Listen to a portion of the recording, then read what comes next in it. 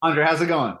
Hey man, I'm feeling elated. I'm delighted. The Eagles just keep winning, man. But I'll save that for later. But I hope your Thanksgiving week, your holiday week was great because mine was too. A lot of food, a lot of football, a lot of gambling.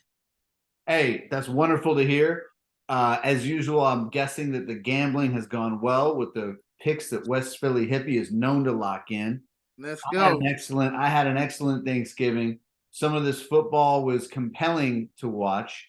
And like you said, I think the best team in the NFL, led by arguably the NFL's best leader, aka Jalen Hurts, that's the Philadelphia Eagles taking down a team that seems to be very star-crossed at this point in time, the Buffalo Bills. So where you at with this matchup from last night? It seemed to be like the game of the week, in my opinion. Oh man, every week we play somebody. It's a game of the week, man. Because the Dolphins game was crazy. The Chiefs game was crazy. The Cowboys game was crazy. But one thing you gotta give the Eagles credit: they never are done. That you can't never count them out of a game. We are the team you cannot make no mistakes against. You cannot make no mistakes. You have to execute every play that you could possibly make. And I love what the Eagles did yesterday. It was a fight. It was a battle. Got to shout out Jordan Davis yesterday, one of the biggest guys on the line either side, chasing down Josh Allen and forcing him out of bounds before he got the first down. He knocked the wind out of himself. But seeing plays like that, seeing guys, young second-year guys, go hard like that, that's the mentality. That's the Eagles mentality that Nick Sirianni brought since he became coach. And now let's get to the best leader in the NFL, Jalen Hurts. The MVP soon to be. I promise you that. Listen, this brother is a winner. It didn't look pretty in the first half. Let me just make this point real quick. Brian Johnson, please. Please, the offensive coordinator of the Philadelphia Eagles. Cut it out with the bullshit. The bubble screens, all that bullshit. Run the ball up the middle. Smash mouth football. That's what we played in the second half. Jalen Hurts was throwing dimes. That Zacchaeus catch where he mossed the two defenders, throwing right behind their backs, and he caught it and got in the end zone. He put it on a dime. Devontae Smith getting them 100 yards. Swift getting those yards. Rushing in the fourth and overtime, getting those first downs. And shout out to Jake Elliott, the kicker. With the conditions bad, weather cold and rainy, he knocked back a 59-yarder that could have been hit at 62 yards. Shout out to them, but Jalen Hurts, you're the ultimate leader. You get the love. You are the MVP of the league. It's never pretty with the Eagles. They have not played a game where they kicked anybody ass yet, and they still find a way to win. If that's not a championship team, if that's not championship DNA, and you're knocking off the cream of the crop when you're playing these individuals, tell me what is, please.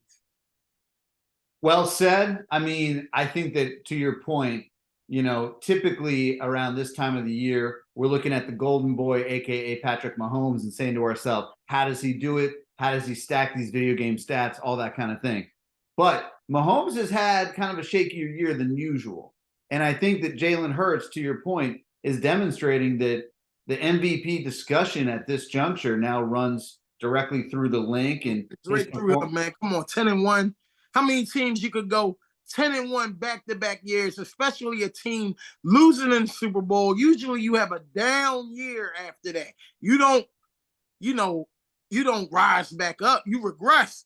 These guys did it back-to-back years now. With a fluke loss to the Jets, that's what make that loss even more crazy against the Jets, a team that historically never beat the Eagles ever.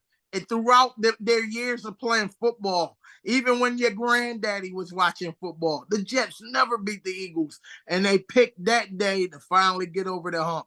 It was a fluke win. Shout out to the Jets, though. Y'all got the win. But anybody that was tough that you put in front of us, this was supposed to be the gauntlet part of the schedule, starting with the damn Dolphins. We did what we needed to do. It's never pretty.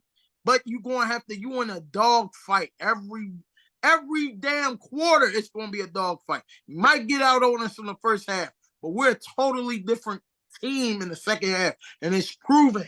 We shut the Chiefs out. Granted, they had drops, but they didn't get a point in the second half. How many teams could do that to the Chiefs in Arrowhead? And then yesterday, Josh Allen, when everybody was talking about his play, his decline, they fired his offensive coordinator. He played his best game of the year, over 300 yards passing.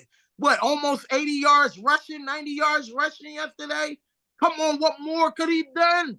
He missed on a few little pieces, little plays, but throughout the game, it's nothing else he could have did. Stephon Diggs had drops. Come on, man. Like, you got to get me. You want to be that guy. You got to be that guy all the time. That's what comes with being the number one receiver. You can't have no drops. And there was a couple that Stephon Diggs went back. The Eagles did what we needed to do. You could call us lucky. You can say whatever you want. But you got to call us winners. That's a fact. That is a fact. And just to kind of sum up things about the Eagles, it's the effort, it's the mentality, it's that culture of winning. The NFL put out a little note here that said that Jordan Davis reached a top speed of 16.96 miles per hour while chasing Josh Allen. And this is a dude. The man's 360 pounds. Exactly right. And Jordan Davis isn't hustling and moving like that if he's not playing for a team that he's just ready to go all out for. He ready to risk it all. He was the one chasing Josh Allen now. This man ran like a 4.5, 4.6 in the 40, 4.7. That's amazing for somebody his size to be able to run like that. He needs to get the love and the praise that he deserved. Jordan Davis, I see you. Salute. So going from the good, aka the Eagles, now to the bad, we can talk a little bit about what's going on with Frank Reich in Carolina, getting canned by David Tepper, the owner down there, who is obviously tempestuous, when it comes to being misaligned with these people who he hires for that head coaching position. I don't know who worse between him or James Dolan for the Knicks, man. I don't know who worse. Now, this guy seems so out of touch with football. I get it. You realistically didn't think Bryce Young was going to make y'all the contender in the NFC South, did you? I guess you made a few signings. You got Miles Sanders, but you ain't got nowhere near the offensive line that we got here in Philadelphia. You don't have the playmakers around Bryce Young for him to succeed. What do you have? You have an okay defense. You have talent on the defensive side of football, but y'all didn't have to have the talent to win the NFC South. I'm sorry, you're delusional. You're being foolish for you to even think that y'all had a shot to do what y'all thought the Texans. See, what the owner probably looked at is what the Texans is doing. How the Texans is moving. They got the offensive rookie of the year. You could throw him in MVP conversation. CJ Stroud. That firing was based off of what the Texans is doing because they're shocking the world. They putting up a dog fight with the Jaguars and who else is in that conference? The Colts. They possibly can make the playoffs as well. That's a tough division too. So that's what that firing was based on. He looking at what the Texans got going on over there with the young talent.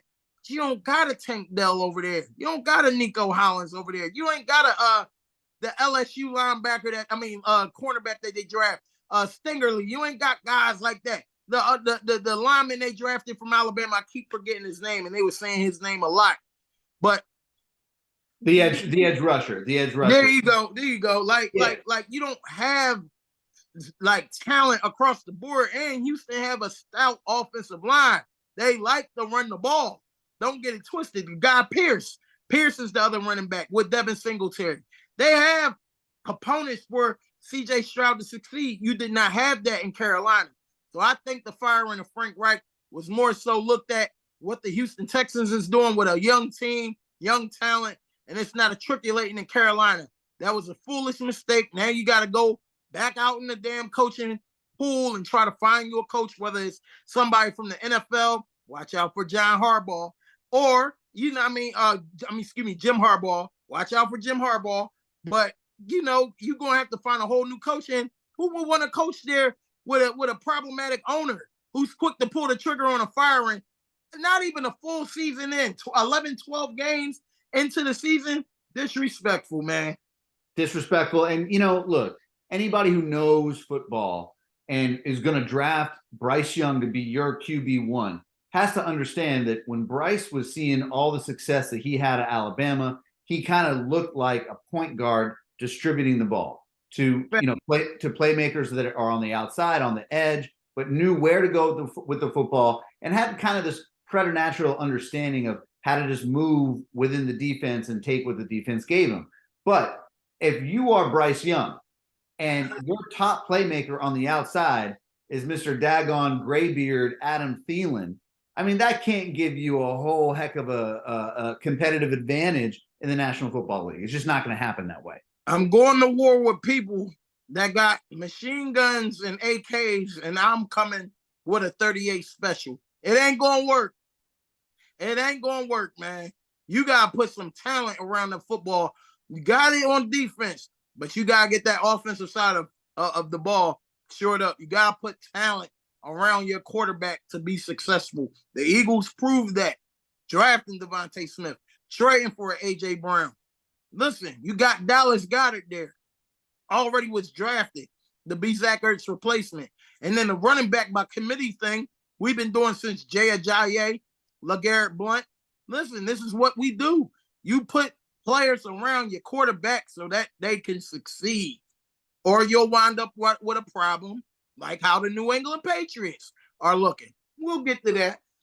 Yeah, and like we were saying, I think any other head coach is not named Bill Belichick is likely to be on the chopping block as well after the handful of seasons that the Patriots have had with Mac Jones under center. That said, as we were pointing out before, you could take even Marvin Harrison Jr. and put him on the Pats, and I'm not certain that I would want to be there if I was Marvin Harrison Jr. because he is just going to be basically handcuffed, I think, by how good the quarterback is, how good the system is, how good the coach is.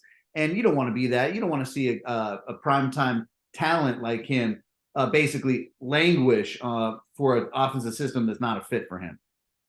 I think his talent's so great that if he was to go to the Patriots, he would put up numbers just off the strength of his sheer talent.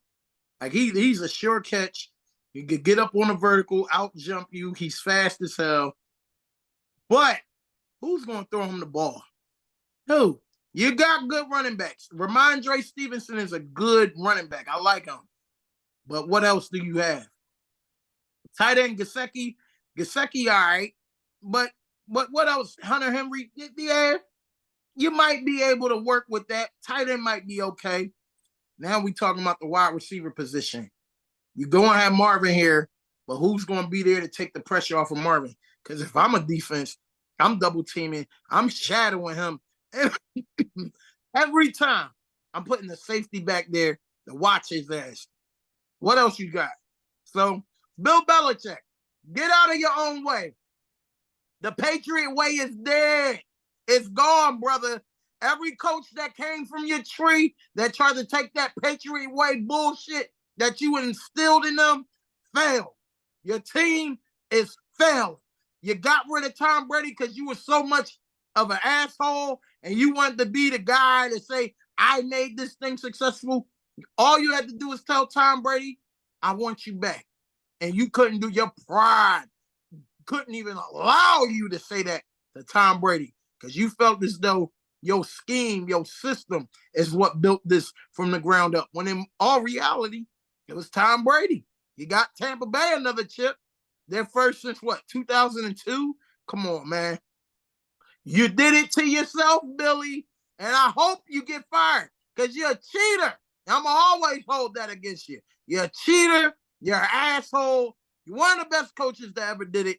But your word, the word is getting stale day by day. Don't be surprised if Robert Kraft do this like in the old Coliseum days, the thumbs down, and he get the axe. I'm expecting to see that happen. Okay, all right. Well, look, I think there's plenty of people that are in that camp expecting or wanting to see Bill Belichick, move on. Asshole. Move on to other sunset cruises in the future. Okay, so going from the good with the Eagles to the bad with the Patriots and the Panthers, and I don't want to say the ugly tonight between the Vikings and the Bears, but this is not exactly a star-studded matchup for Monday Night Football. However, let's talk about prediction time for the program. Who do you like in tonight's game? I'm going to go with the Bears just off the strength that at home. Dobbs going to have to go in there cold. It's going to be very cold. He played in the domes now. He was at Arizona. Then he went to Minnesota. It's going to be cold weather out there. I mean, look, the Bears ain't got a damn thing to play for, but they don't mind spoiling the Minnesota Vikings' chances at getting in the playoff picture. They are in the playoff picture, but they don't mind trying to bring them down. It's like crabs in the barrel. When one try to go to the top, I got to bring you down. Can't allow that. So I'm going to say the Bears going to win. It's going to be, I say an offensive game, 28-20, Chicago Bears over the Vikings, 28-20. 28-20. Discounting the recent performance by Josh Dobbs, a.k.a. the Passtronaut, Mr. Rocket Scientist himself. But, like you said, everybody's kind of got their day, and 28-20 locking in. Mr. West Philly Hippie, known to prognosticate the correct predictions, always on this program. Andre, as always, thank you for tapping in. Thank you for the education. And we'll do it again next week. We'll do it again next week.